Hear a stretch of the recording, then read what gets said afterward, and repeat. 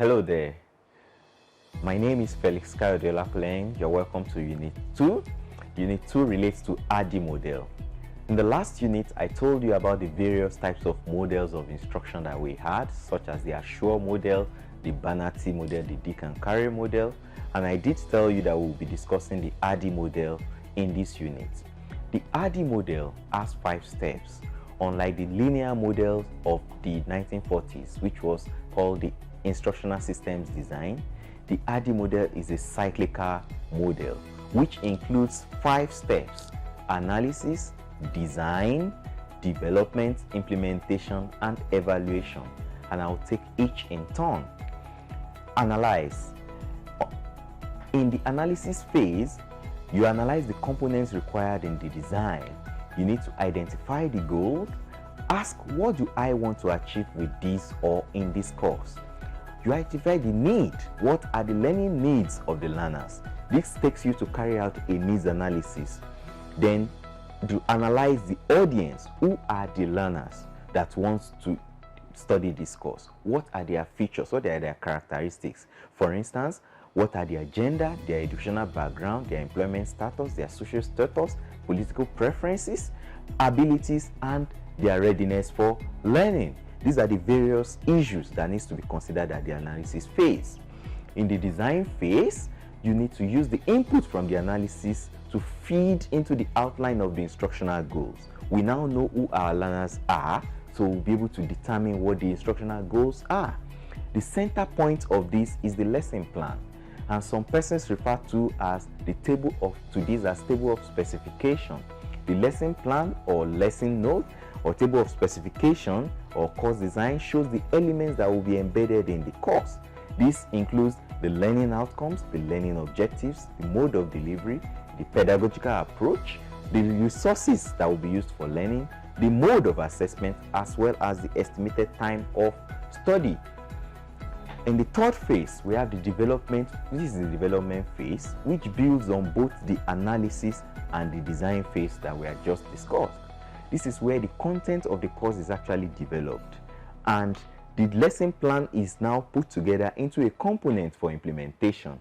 This can take different formats, which includes print texts. It can also be in form of videos like we have here. It can be in form of self-assessment exercises or even exercise collaborative work. You may not need to start developing content from scratch because there are open educational resources that we have been learning about in this course. You may use this from existing face-to-face course or identify OER to develop the content. At the implementation phase, this is where the delivery of instruction takes place. This could be classroom-based or in an online environment as we have here. The focus is on effectiveness and efficiency of delivery to ensure that the students are able to accomplish optimally from the learning experience. Before using the course material or content, test it by using either the beta test by fellow professionals or the pilot test by a sample of learners. When you are using the beta test, you present the developed content to your professional colleagues to critique. But when you are using the pilot test, you present the content to a sample of the learners that fit the criteria in the analysis phase to determine if the difficulty level is not too high or too low, to determine if the materials interest them or meet their needs. The content must be reviewed in line with the suggestions offered at the testing phase. In the evaluation phase, which is the last phase of the ADDIE model, you need to measure the effectiveness and efficiency of the resources. Evaluation takes place at 3 levels. It takes place at the level of the learner, at the level of the learning itself, as well as at the level of the course evaluation. In learner evaluation, you may want to find out if learners completed the course successfully. What are the challenges they encountered during the course of their learning? What did they enjoy and what did they find less satisfactory? You can use a questionnaire to determine this. You can even do a focus group discussion or use the discussion forum. The learning evaluation measures the degree to which learning outcomes have been accomplished.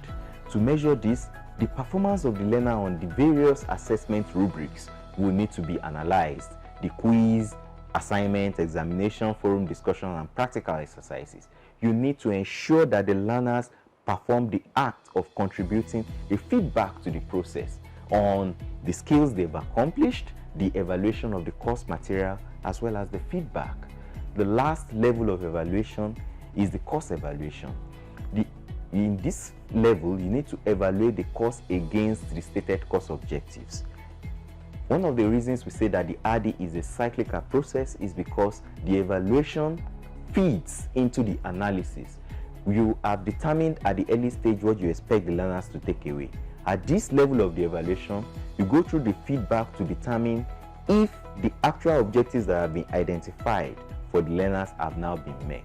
And this can be determined by asking the course developers, the course writers, facilitators, as well as the learners themselves to contribute some form of feedback to the process.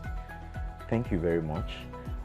My name is Felix Kayode, and I will see you at the discussion forum to continue discussions further on this unit.